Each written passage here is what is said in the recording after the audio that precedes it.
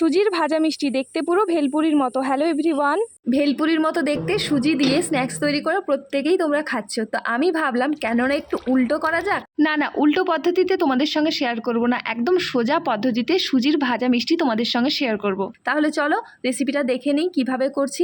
এই রেসিপিটা বানানোর জন্য আমি কিন্তু 500 মতো সুজি নিয়েছি। প্রথমে কড়াইতে অল্প একটু জল নিয়েছি আর জলের মধ্যে দিয়ে দিয়েছি রিফাইন্ড অয়েল। তোমরা কিন্তু পরিমাণ মতো রিফাইন্ড অয়েল দিও যাতে করে কড়াইতে লেগে না যায়। আমি এখানে নুন অ্যাড করেছি, তোমরা চাইলে নুনটা স্কিপ করতে পারো। তারপর দিয়ে দিয়েছি 3টে এলাচ। এই মিষ্টিটা বানানোর জন্য আমি এলাচগুলো থেতো করে নিয়েছিলাম, তোমরা চাইলে একটু গুঁড়ো এলাচও দিতে পারো। মিষ্টিগুলো যাতে ভেঙে না যায় তার জন্য সুজিটাকে ঘন করে নিতে হবে। আর অন্যদিকে দেখো আমি একটা সসপ্যান নিয়েছি যার মধ্যে আমি চিনির সিরাপ তৈরি করে নেব।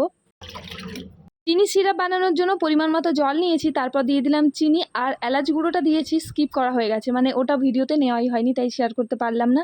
তারপর দেখো এটা ফুটে উঠেছে। আর অন্যদিকে সুজির ভাজা মিষ্টি তৈরি করার জন্য সুজিটা কিন্তু একদম রেডি হয়ে গেছে। এবার কিন্তু সুজিটা ঠান্ডা করে নিতে হবে, নইলে মিষ্টিগুলো তৈরি করা যাবে না। চলো মিষ্টিগুলো তৈরি করার জন্য খানিকক্ষণ সুজিটা রেখে দিয়েছিলাম, এরপর আমি সুজির মিষ্টিটা তৈরি করে নেব। হাতের মধ্যে অল্প একটু তেল নিয়ে ভালোভাবে মেখে নিচ্ছি যাতে করে সুজিটা হাতে চিটে না যায়। এরপর পরিমাণ মতো সুজি নিয়ে সুজিটাকে ভেলপুরির মতো শেপ দিতে হবে।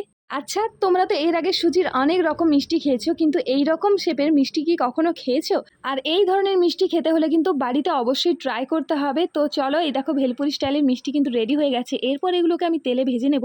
মিষ্টিগুলো ভেজে নেওয়ার জন্য কড়াইতে পরিমাণ মতো তেল নেব। তেল গরম হয়ে গেলে একটা একটা করে মিষ্টি আমি কড়াইতে দিয়ে ভালোভাবে ভেজে নেব।